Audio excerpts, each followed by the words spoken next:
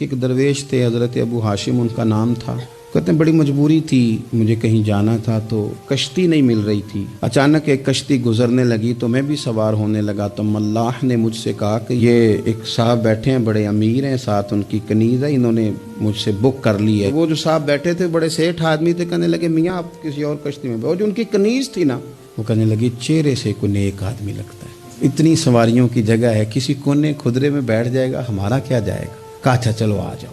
کہتے میں کونے میں بیٹھ گیا, تھوڑا رستہ آگے گیا, انہوں نے کھانے کا سامان نکالا, مجھے بھی کھلایا, لیکن کھاتے کھاتے میری نظر پڑی تو اس میں تو شراب کے برتن بھی تھے معاذ اللہ. پھر اس شخص نے کھانا کھانے کے بعد اس کنیز سے کہا کہ مجھے معاذ اللہ گانا سناؤ.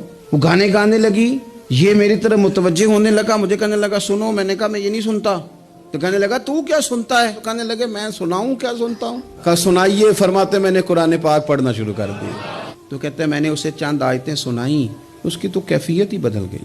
کہنے لگا مولانا زندگی بڑی گناہوں میں گزری ہے, اب توبہ کر لوں تو مالک معاف کر دے گا. تو کہتے ہیں میں نے کہا ہو بندے کے آنے کی دیر ہے, اس کی رحمت تو فوراً ہی قبول کر لیتی ہے.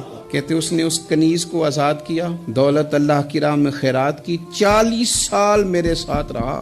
پھر میں نے اس کی زبان سے سوائے خیر کے جملہ نہیں سنا. ایک کی بات کرتا تھا, کہتا تھا شیخ کاش آپ مجھے تھوڑا پہلے مل جاتے.